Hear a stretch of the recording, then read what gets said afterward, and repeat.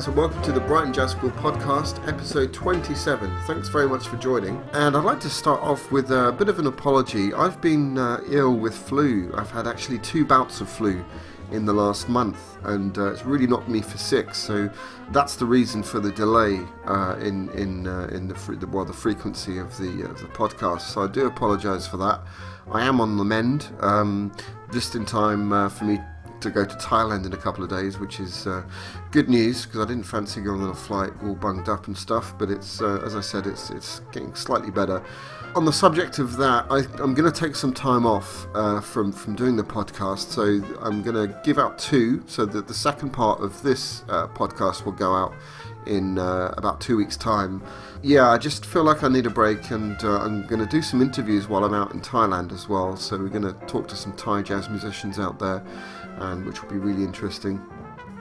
And then when I come back in September, I'm thinking of doing the podcast every 2 weeks instead of every 1 week, mostly because I've had a lot of great feedback about the podcast, but people have been saying, it's really hard to keep up with them all because there's one a week, and they're about 50 minutes long, so some people don't listen to the whole thing in one go.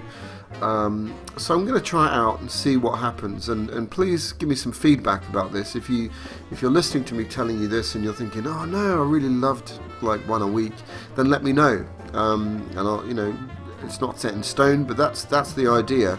So let me know what you think about that, and we'll go from there. We'll see how it goes. But yeah, I'm going to take some time off while I'm in Thailand. So you'll get 2 podcasts, this one and part 2, and then I'll be back on the 12th of September to do another one later in that week. So yeah, so thank you for joining. We've got the new Learn to Play class coming up on the 18th of September. So if you're interested in joining us, then please get in contact as soon as you can, because we're limiting spaces this time. We've got a lot of interest, and I'm definitely limiting places for pianists and singers. So if you really want to join us, you've got to send me an email and book your place really, really, really soon. It's brightonjazzschool@gmail.com. I will be checking them while I'm away, but less frequently than I do, so expect a slight delay in a reply. So what have we got for you today? We have got the very, very talented John Altman on the interview, and we're going to feature some of John's music as well. If you don't know who John is, he is really an unsung hero of British music. He's done so much as an arranger and a composer, and he just happens to be a great jazz saxophonist as well. Really fascinating interview, and like I said, we're going to feature some great music with John. I did a gig with him at the Brunswick a couple of weeks ago now, with my trio, and it was great. He's such a wonderful player, very lyrical, deeply rooted in the tradition of jazz, but not afraid to push things and go out, and really, really good fun. We played a couple of John's original tunes, which was always great, and John really loves to play standards, but he always picks really, really interesting standards, not the same old Stella by Starlight or All the Things You Are, which are great tunes, don't get me wrong, but it's really nice to play tunes that aren't played so often as well. So maybe I'll play a couple of tracks from that gig, but we're certainly going to feature some of John's tracks. So grab yourself a drink, sit back, relax, and enjoy the rest of the show.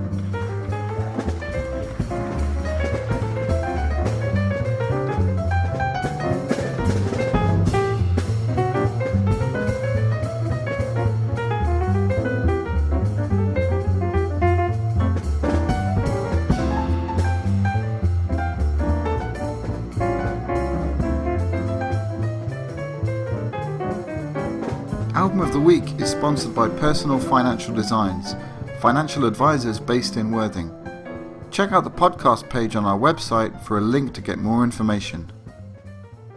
This week we're not featuring an album per se, but what we're going to do is feature some tracks that John has sent me, which really displays his love for slightly more obscure standards, and they're really beautiful tunes. Before we do that, I'm just going to tell you a little bit about his background. I'm not going to say too much because John talks about that in the interview, but just to set the scene here. So he was inspired by his uncles, band leaders Sid Phillips and Wolf Phillips, and they arranged and composed music for big bands that ended up being conducted for Judy Garland, the Marx Brothers, Laurel and Hardy, and among other things. John Altman's cousin Simon Phillips is the drummer of the rock band Toto. So he comes from a very, very musical background. He hasn't really had any formal training. He had some piano lessons as a child, but apart from that, he hasn't studied music in that way, in a formal setting. He possesses a very natural talent, which he talks about in the interview, so I'm not going to say too much about that. So he's worked with everyone from Hot Chocolate, Jimi Hendrix, Bob Marley, Eric Clapton, Little Richard, Van Morrison, all sorts of things, and he's written music for various films, Titanic, Monty Python, all sorts of stuff. There really is too much to sort of mention. In fact, I really recommend checking out the Wikipedia page on John, because it's fascinating to read. In terms of jazz, he's played with everyone from Chet Baker, Ernie Watts, Red Holloway, Bud Freeman, Les McCann, Percy Heath, Benny Carter, he was very good friends with. Scary. I mean, you only need to have a conversation with John and you very quickly realise that he knows absolutely everybody in the jazz world. He recently put up a picture of him and Herbie Hancock, and it turns out they're really good friends, and all sorts of, wonderful, wonderful musicians that he's been around. So we're going to play one track that he sent me, and this is a track that we almost play. In fact, I can't remember if we played this or not at the gig, but it's a really wonderful standard. Anyway, so check this one out. This is called There's No You, and it's by Hal Hopper, and was first published in 1944.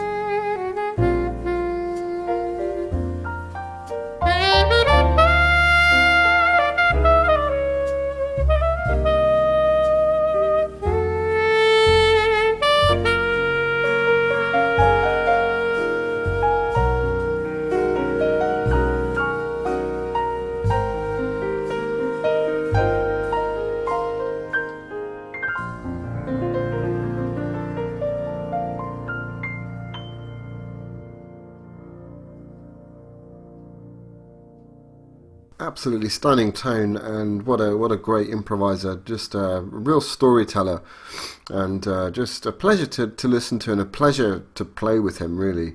He really listens, and he can just turn anything on its head and do really interesting things with melodies. So I'm going to play you another track, and this one is, I think this is unreleased as of now, August 2012, but I think there's an album coming out very soon, which is the John Altman Big Band, and I believe that this is a track off of that album. So let's take a listen to this. This is their version of Minority.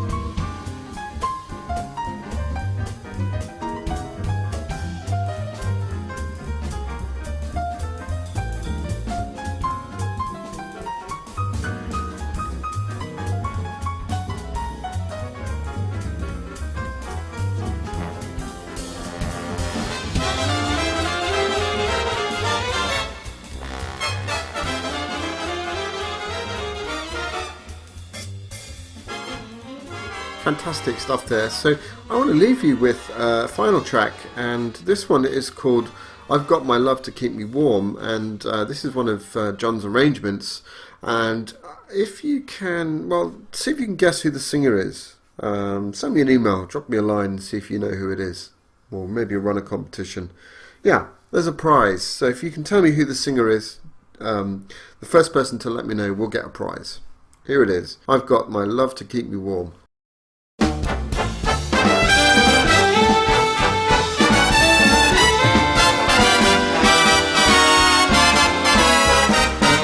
The snow is snowing, the wind is blowing, but I can weather the storm.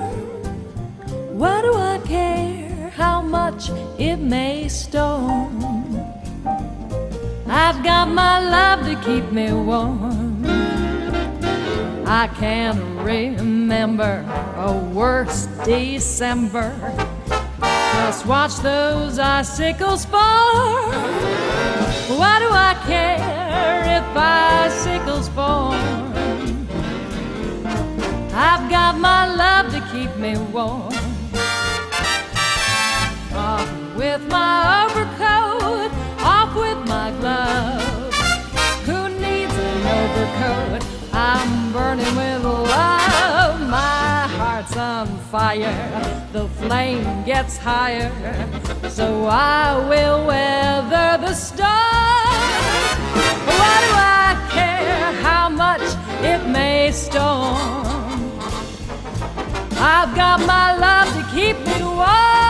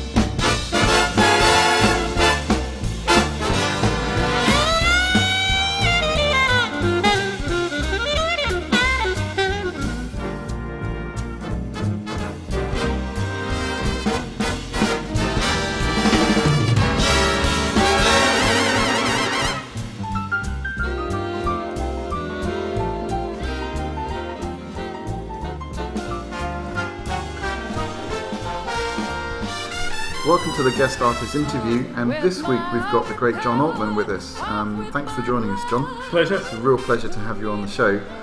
I really don't know where to begin with your musical career, but I mean, how about we start right at the beginning? A very good place to start, as they say in the song. Well, I come from a jazz family, a musical family. All my mother's 4 brothers were band leaders. Mm-hmm. Two of them were very successful, sort of big band leaders, arrangers, right. Composers, instrumentalists. And as from my youngest days, the sounds I heard at home were jazz sounds. And we had an old gramophone and a pile of 78s. And instead of hurling them across the room and sort of snapping them on my knee, I started putting them on, and I was enthralled, So when I was 3 or 4, I was listening to Basie and Lester Young and Jack Teagarden and people like this. And my mother had been friends with Coleman Hawkins before the war, and with Fats Waller. So it was, not only was I playing this music that just seemed fascinating to me, but my mother would come in and say, "Oh, that's Coleman Hawkins. I remember when we were in Holland and he said this and we did that and we went out for dinner." And so it was an extraordinary... Completely surrounded by it. Completely surrounded by it, yeah. So you got the sense of the history behind the music as well, totally. From a young age. And I was very lucky because I got into, and not only did I get into all the classic jazz, which by rights probably, was passé by the time I was a kid. Yeah. But I also got into Charlie Parker and things like that, and pop music. Sure. So I was listening to all kinds of things, when I was growing up. Yeah, yeah. And pop music and sort of, I don't know what you would call, popular music has been quite a large part of your career, as well as the jazz things as well. How did that come about? How did you make that crossover? Well, when I started playing, again going back early days, I had piano lessons from 7 till 11, and got up to about grade 6 or 7, I think, and then I just stopped completely. I went to a new teacher, and he didn't like me, I didn't like him, so it was mutual. And I'd lost momentum, shall we say, as a classical player. Mm-hmm. And but I was still very into music. At the age of 13, I decided I wanted to play a saxophone, and my uncle got me one, and I started learning and playing. And it was that sort of big ears thing where I then started playing flute and clarinet, and I worked out that if I played flute, I could go in the folk clubs and play with folk singers and whatever. If I played clarinet, I could do Dixieland gigs. Sure. If I played sax, I could play rock and roll and blues and jazz. So from a very early age, I was exploring all the avenues. Wow. And I guess I got very lucky because, and people don't believe this nowadays, but when I was in bands around London, we would play in clubs in the West End, for example. And people like Jimi Hendrix and people who are on the scene and fairly big names would be around the clubs. And if they heard something they liked, they would ask to sit in. Sure. Or they would say to you, come and play with us next week. Wow. So I was 18 playing with Fleetwood Mac and bands like this. You know, it was extraordinary. Yeah. There weren't many sax players around at the time who played on the blues scene. And I got into that little circle. And so when I left, I was at university at Sussex down here doing English. Okay. When I left, I went to do a doctorate in London, and which was a big mistake because I fell back into the London scene fairly quickly. And basically carried on doing gigs and making records, which was odd. So I mean, I guess I must have reached a certain level or whatever. And I got a phone call asking if I wanted to join Hot Chocolate, who at the time were a big singles band. Yeah. And I said, yeah, sure. You know, so I went off and did that. Fantastic. And they encouraged me to write. So I got into writing while I was with them, and then there was a sort of a 5 or 6 year period where everything just took off, and I got into film and television and arranging for pop acts and records. And what sort of age were you then? In my mid-20s. Right, okay. And sort of along with that, I was also playing, I joined Van Morrison after that as his musical director. So I was on the road, but I was also writing for Monty Python, for the Two Ronnies and Top of the Pops, and I mean, it was extraordinary. Fantastic. Looking back now, I can't even begin to imagine how it would have happened, because I mean, I think of people who might have had great careers as a sax player, or a great career as an arranger, or a career as a television writer, or a career in commercials, or a career in film, or whatever. I did them all. And I'd no idea now how that would be possible now. Sure. Was it a case of once you're in that circle, you know, once you break through into that, then one thing leads to another? And I think it did. It was very much a sort of ball that kept rolling. And I did strange things along the way that helped, you know, that I wouldn't have known at the time that they would have helped. For example, I became the musical director for the Pasadena Roof Orchestra. Wow. So I wrote all their arrangements. This would be probably late 70s, 77, 78. Okay. So because I was doing all their arrangements, they got the gig to record the music for a David Bowie film, Just a Gigolo. So I was the arranger for the film. Wow. So I sort of, that was my way into scoring movies. Sure. Because I'd done pop records, there was a sort of turnaround time where the old arrangers were a different generation. And shows like the Top of the Pops, the Two Ronnies, variety shows on television wanted a younger arranger if they had sort of contemporary act coming over. They didn't want to give the chart to a sort of the next dance band musician or whoever it might have been. I started getting that work as well. So it really was a number of things that contributed to it. Sure. And I think I read that as far as formal musical training, you haven't had. No, up to 11 piano lessons, and that was it. Amazing. I never had orchestration lesson in my life. Never had a composition lesson. Sure. And never had a saxophone lesson. Really? Yeah, it's Phenomenal. extraordinary. So, I mean, this is a bit of a silly question, but how did you get so good at doing it? I mean, did you learn on the job? Did you get advice from people? Or? I just don't know. I mean, I had going into the jazz thing, I did have a revelation. Mm-hmm. And it was a very interesting one. A friend of mine was friendly with a guy called John Hart, who not many people will know nowadays. Yeah.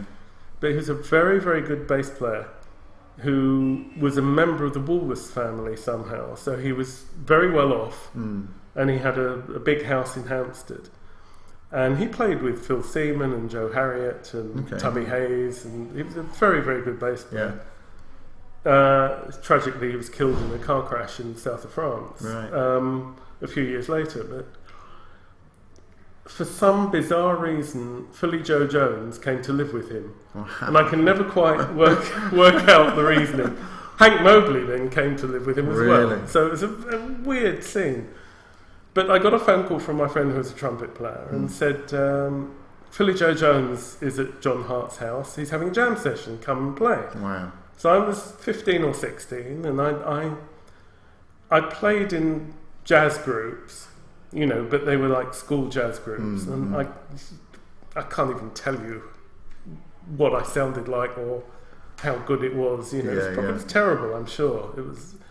But I went along to this jam session, and there were, the people I remember being there. There was Alan Skidmore was there, Paul Zek, who was a very good alto player, Lionel Grigson, who was a good pianist educator who passed away, and several other people. I can't remember who they were.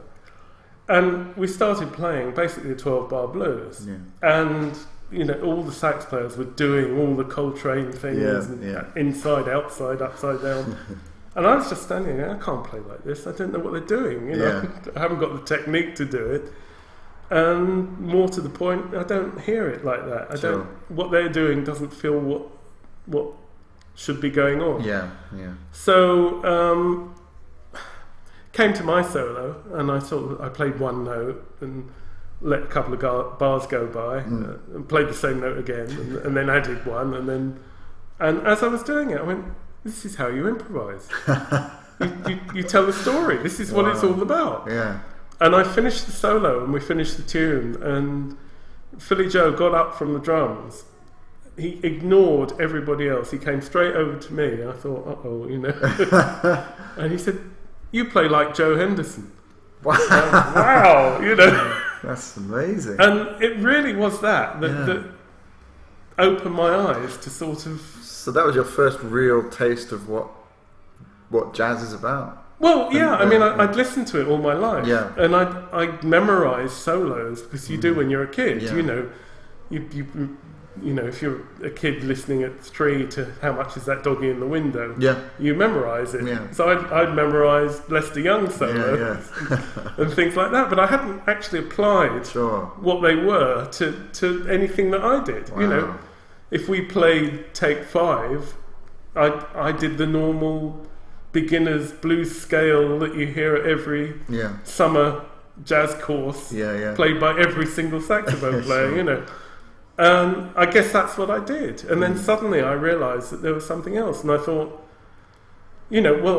I'll now that that's sunk in, I'll adjust my listening and listen to what I think, works in the context of what I do. And that's really, I think, how I just approach everything, whether I'm writing or playing or anything like that. I don't come at it from... Sounds sort of... I don't want to sound, mystical about it, but I try and come from a storytelling point of view rather than from a technical standpoint. What substitutions can I throw onto this chord, and what can I throw into that one?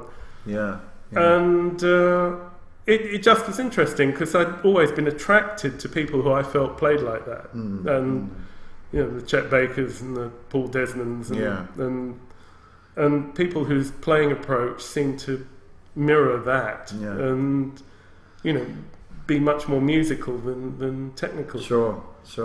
Well, I think there's definitely I think professional players around now that perhaps don't get that storytelling thing, and it is a very different effect, whether it's sort of technical or not. But I mean, I think I'm the same. I always gravitate towards those players who seem to have something to say that is beyond just the notes, more emotive connection or whatever you want to call it. But that must have been quite a revelation. It was a revelation at 15. Yeah, so and that's a really young age to understand really was, that. Yeah.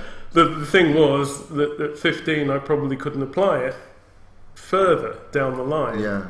But as I got more into it, the other interesting thing that happened with me, which is of interest, I guess, in a certain way in terms of my playing, was that while I was doing quite a lot of Dixieland gigs and sort of baritone gigs as a Dixieland player and things like that, I sort of stopped playing jazz while I stopped playing everything while I was heavily busy in the studios and didn't touch an instrument in public for a long time. Wow. And tried to keep it going, but it was like the once a week, out of the box and Pete King standing next to you. Why am I doing this? But when I got back into really wanting to play and wanting to think about playing, my thought processes matched what I heard was exactly what I wanted to play, rather than getting a horn out and going, sure. I wonder what to do with it now. So, in other words, I think because I'd been composing and arranging for so long, I'd imbued all that into my makeup. Yeah, well, that's the ultimate thing to get to that, isn't it? I think as a jazz player is to be able to fluently play exactly what you're hearing. That's exactly.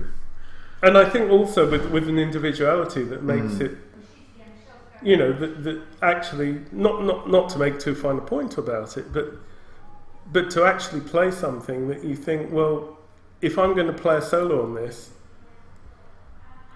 not consciously it's going to be different from everyone else, but it's not going to be what everyone else plays. Yes, yeah. Which sounds like I'm saying the same thing backwards, but I know it's exactly not. What you mean, It really is saying, well, it's the same thing that I try and tell people when I'm talking about,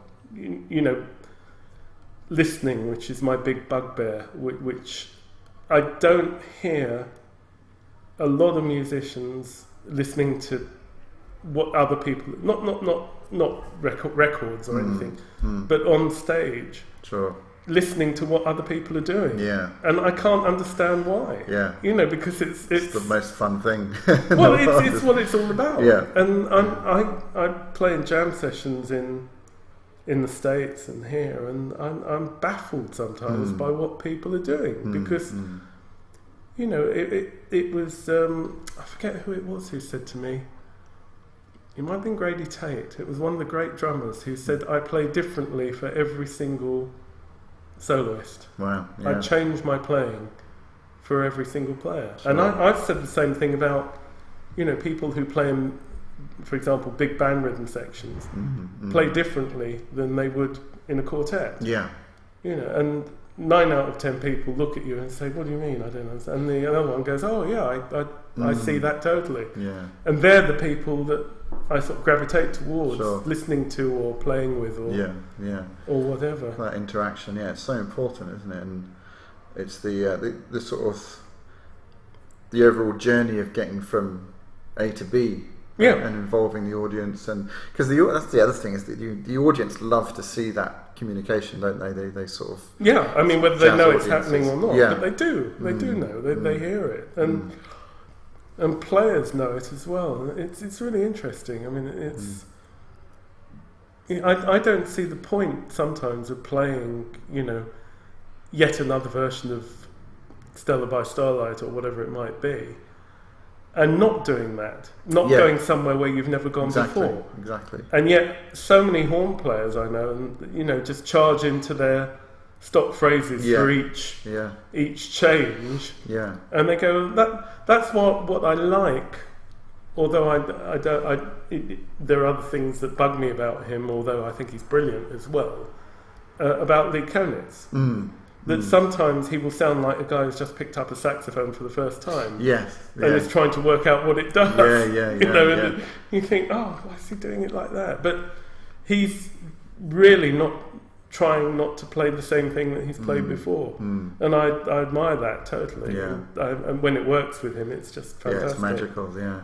And it's always interesting to me because I've been thrown into situations where I've been playing with, say, recently I was playing with one of Miles Davis's last rhythm sections. And they were, we were playing Green Dolphin Street, and they were going very out from Green Dolphin Street, and I was going with them, and they could tell that I was with them and that they were being sparked by what I was doing. Sure. And yet when the other horn player came in, it was charging straight through the changes, chorus after chorus after chorus after chorus after chorus. And after about 27, you think, well, haven't you worked it out yet? Yes, missing the point. Can't you get it yet? Yeah, It's sort of, if you haven't got it in 26, what makes you think you're going to get it after that? Yeah. But it's an interesting approach that, I don't know. I mean, I sometimes wish that more people followed, and then sometimes, you think, well, maybe the challenge is to make what you do fit into other people's schemes of things. Yeah. But then it doesn't always. So you do become a sort of a maverick, and there are the people who enjoy playing with you because it's slightly different, and there are people who won't. And the people who you can't race up and down the horn. We're not going to work with him. Yeah, exactly. Yeah. It's a strange situation. Yeah. From a sort of technical standpoint, I know you just saying how you don't approach the music in that way, but it's a lot. I get a lot of questions from students about saying, how do you approach outside playing? Because they spend all the time trying to play the right notes, and when they start to get that, it's almost like they really want to move on and do the next thing and want to play hip stuff and out stuff. How do you approach that? That's an interesting question. It's one I've never really been able to answer without doing it. It's so strange because I did a little tour of Australia recently, a few years ago, and I had a wonderful pianist called Alan Zavod who used to play with Frank Zappa, and he was with George Duke and Jean-Luc Ponty. He's a phenomenal player. He's a doctor of music, and he plays a lot of classical concerts. But he's a great jazz player. I mean, you mentioned him to Stanley Clarke or George Duke, and they're like really, they're bowing down in admiration, Wow. So he was on it, and a drummer called David Jones, who's a great Australian drummer, and a bass player who used to play with Don Ellis called Leon Guerre, who's also a very fine musician.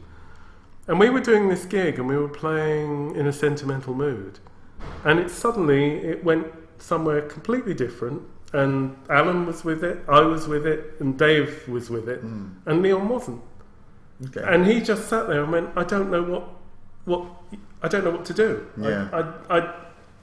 I'm lost. I don't know what to play. So did the form break down? I mean, we sort of knew where we were, but it sort of went into this sort of transcendental area. Wow. And I told the story to my friend Ralph Moore, and he said, well, it's very funny because he toured with Herbie, and there was a piece of Herbie's where there was a turnaround, and he said, he went to Herbie and said, I don't know what to play on this turnaround. And Herbie looked at him and said, play whatever you want. It was that simple. Yeah. And yet, Ralph told me that, was it Greg Osby? I think it might have been Greg Osby, did a tour with Herbie. And Herbie went up to him and said, I'm really sorry, I don't know what to play behind you. I cannot work out. Herbie said that? Yeah, Herbie Really? said it to Greg Osby. Wow. Said, I don't know what to play. Wow. It's my failing, but I have no idea what to do behind you. So it's interesting That's incredible, that creates an issue with someone like Herbie. Yeah. So Herbie, wow, I never ever thought, because every note that he plays, whether it be on a jazz standard or a pop tune or whatever. I just feel there isn't another perfect note that would be there. No. You know, I mean, he just plays the best thing on anything at any time, and he gets better with age, doesn't he? Yeah, I mean, the great thing about Herbie is he's a listener. Yeah. And he's a listener in life as well as in music. Yeah. If you had been interviewing him, half the interview would have been about you. Yeah. That's the difference between him and some other people. Sure. You know, he really is interested in everybody else. Yeah. You know, Yeah. and if you talk to, last time I saw him, he said to me, "What are you up to?" You know, and I said, "I'm doing some some things with Mike Lang, the piano player, who's a great pianist in LA." Yeah. And played with LA Express and various other things, you know. But he's not a name, like a jazz name. It's not Chick Corea or. And Herbie said, Mike Lang is a genius. He's one of my favourite piano players. You have to tell him that I admire him so much. Wow. So I rang Mike and said, you know, amazing. Got to tell you what Herbie said. And he said, "Oh yeah, Herbie's always saying that to me." You know? Really? He said, "I thought he was bullshitting." I said, "No, he really means it." Wow. And he did the same with Dave Hartley. He said he heard the Leaving Las Vegas soundtrack, Sting. He said, "Who's the piano player with Sting?" I said, "It's an English guy called Dave Hartley." You know, tell him he's a genius. Wow. And he did it at the London concert, where his quartet was on, and there was an English quartet on first, and Robin Askeland was in the group. And Herbie from the stage announced, you know, how about the opening act? Wow. How about that piano player, eh? Wow. He's something else, isn't he? Wow. There's very few people who would do that, you know. And Herbie, and you can hear that with Herbie when he plays with people. Yeah. He just completely gets into listening to what they're doing. Yeah. Whether, as you say, whether they're a rapper or Yeah. the most intense improviser or Yeah. or a classical musician, Yeah. and that fires him up. Yeah. It really does. I really think, not just because he's a piano player, but I think he's one of the true musical greats of our. Oh, I agree. You know, just superb. Well, there's a wonderful tape which I wish I had, and it's at the height of the Miles Davis Quintet in about 1967. And he fills in for Teddy Wilson with the Benny Goodman Quartet. Really? Yeah. And it's like a week off from Miles. Wow. And he's playing stride piano. He's playing absolutely perfectly for Benny Goodman. Wow. You know, if you heard it as a blindfold test, you'd say, "Who is it?" Yeah. You'd say, I don't know. Yeah, you know? yeah. I mean, as astonishing that is, it doesn't surprise me. I mean, a complete master of jazz piano, isn't he? I mean, Totally. And everything. Yeah. Superb. Totally. I'm speechless now, even thinking about him. Completely in awe of his ability to transcend the music and really just get to the straight to the source of whatever it is he's doing. No, he sort of takes it and makes it his own, whatever it is, which is what I admire. You know, it's sort of phenomenal. And have you've worked with Herbie? No, I've never worked with him. Sadly, I mean, I've been friendly with him for many years, but we've never had the opportunity to play together, which is disappointing. Yeah. I love checking out your Facebook profile, because there's always an interesting picture of you with someone, and I think the recent one was you with Amy Winehouse. You got to work with her. Well, in a lot, because Amy was sort of a protege of ours, and used to come into our Monday night jam sessions. And she'd sing every week, you know, and then we'd go off and sit in the corner and we'd talk about music. It was fantastic. It was a great talent as well. Yeah, and a real jazz sensibility. Totally. Phrasing and everything. Yeah.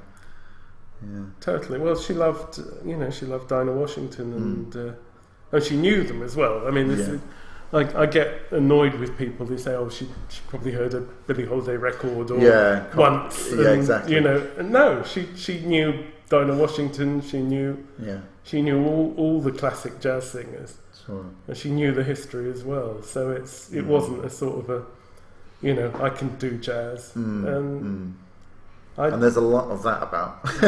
Tell me. Yeah. Everywhere you go. Yeah. You know, but no, Amy was a sort of one-off, but very tragic. Who are some of your real musical highlights from a performance perspective, from a writing perspective, and just as a general sort of creative force? Gosh. Playing-wise, I've been very lucky because I got to play one way or another with, well, a lot of the seminal people on every side, you know, from people like Peter Green on the rock side, you know, who's probably the greatest rock guitarist of all of them, or blues guitarist, or whatever you want to call them, I don't know.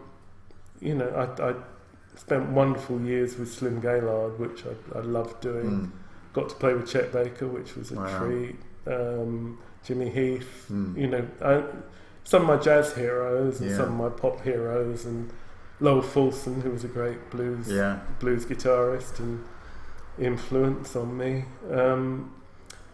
Writing wise, I mean, I've been lucky, you know, I got to write for some very talented people on all across the board, you know, and collaborate with them, and whether you know, from people like Neil Innes, who's absolutely wonderful, through the Monty Python team, through the pop scene, you know, and the Rod Stewarts and the Bjorks and people like that. Yeah, wow. Know.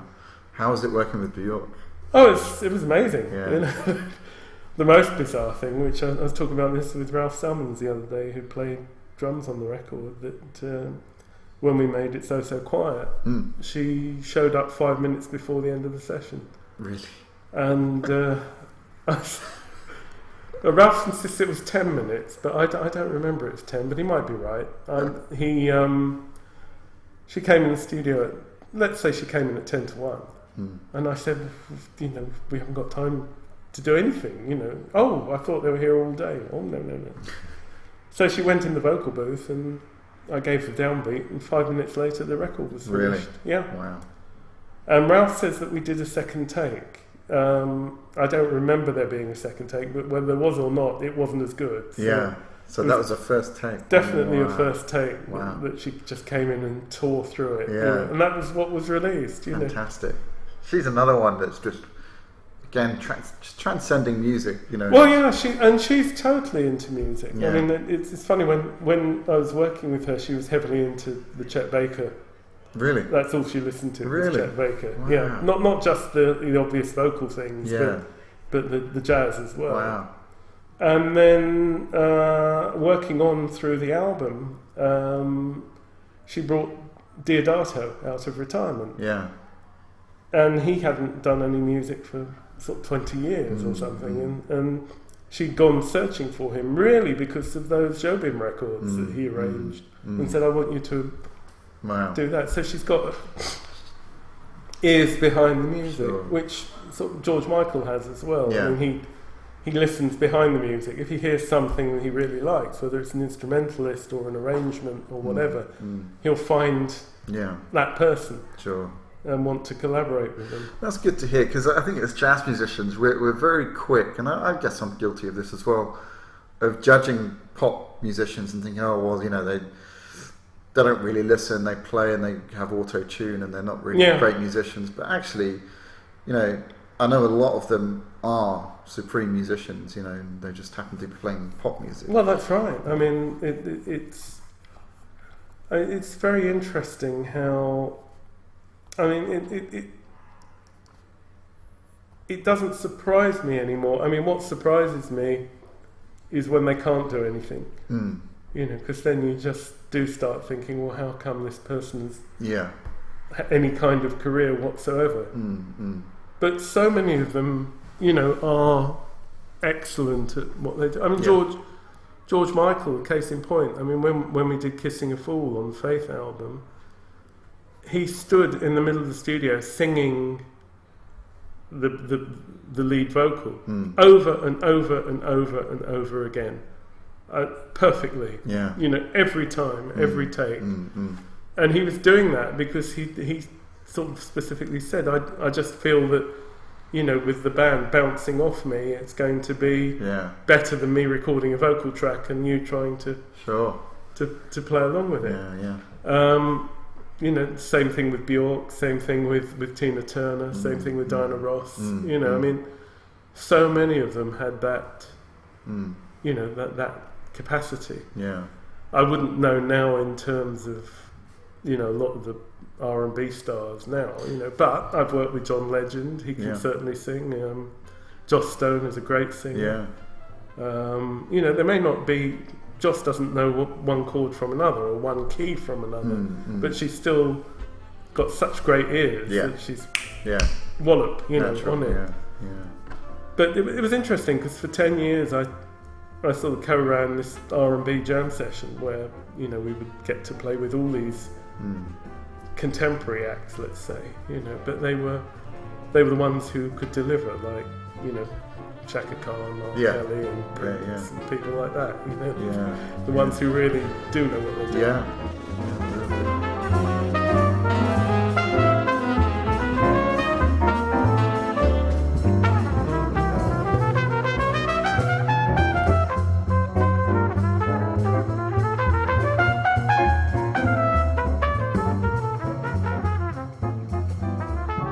Well, folks, it is coming up towards that time where I start to wind things up and say my goodbyes. Thank you very much for listening. Please do head on over to the brightonjazzschool.com website because we've got some dates and things for you. The whole course syllabus for the Learn to Play is up there for the whole year with all the dates on. It's going to be a really fantastic 3 terms next year. I can't wait to get started with that. But if you're interested in joining us, please do check it out. We can offer free taster days once term is started. So if you want to join us for the second term, then come for a free taster day in term 1. Drop me an email. It's brightonjazzschool@gmail.com and we can organise that for you so you can come along and check out what we do and see if it's right for you. We've got a fabulous, very rare opportunity coming up in October. On Sunday the 7th of October we have the world famous vibraphonist Joe Locke. In my view, he is the finest vibraphone player on the planet right now. Absolutely stupendously good. And he's coming to do a workshop at Brighton Jazz School based at the Verdict this time, and we're very privileged because my trio is actually going to be doing a gig with him that very same night, so you've got to have that in your diary. The 7th of October, it's a Sunday, we'll be doing the workshop, something like, 12 till 3 or something like that, and then the gig will be starting at 8 o'clock and going on until sort of 11. Do not miss it. This guy, if you haven't heard him, then go back to we did a podcast interview with him about probably 2 months ago now, so go back and check that out. Wonderful guy and exceptional vibraphone player. So there's that to look forward to. What else? Yeah, we've got the repertoire course. Is a brand new course that we run over the summer. Really highly successful, so I'm going to run that alongside the Learn to Play session this coming September. That's going to be run on a Monday. The times are 4 till 6 in this sort of late afternoon, early evening. So if you can't make Learn to Play but you still want to perhaps do a shorter course, then that might be the one for you. We basically learn tunes from an oral perspective, and we check out the harmony and also give some ideas about what to do to improvise over them. It is quite limited for time because it's only 2 hours, so don't expect it to be a session where you do lots and lots of playing. We do lots of singing, we do lots of going through harmony and looking at different choices for improvising. So you're welcome to bring instruments, but I highly recommend you just sing if you can. So there's that, and I'm offering a very good discount on people who would like to do both courses. So if you do the Learn to Play, which is £250 for 10 weeks, That's every Tuesday, and it's from 11 until 6 p.m. And then there's the famous Brunswick Jam Session, which starts at 8:30 and goes on until about 11.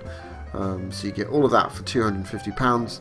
If you sign up for that and you want to do the repertoire course as well, the repertoire course alone is £100 to do the 10 weeks.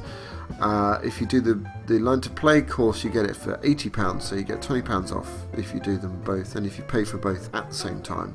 So it's a £20 saving, which is worth doing if you really want to take your jazz seriously, which I think you should. So yeah, that's about it for this week. Thank you very much for joining me. Thank you as ever to Mike for putting the podcast together. Thank you to John for doing the wonderful interview, and please tune in next week for part 2. And thank you for tuning in and listening. Really do appreciate all the feedback and all your wonderful emails, so keep them coming in. I'm going to leave you now with not one of John's tunes or not one of his arrangements, but one that I know is dear to his heart. He was very, very close to Benny Carter. I'm going to play you I'm going to play this for John, really. This is from a great album called A Gentleman and His Music, and this is the very first track called Sometimes I'm Happy. So enjoy this one. Catch you next time on another edition of the Brighton Jazz School podcast. But for now, this is your host, Wayne McConnell, signing off.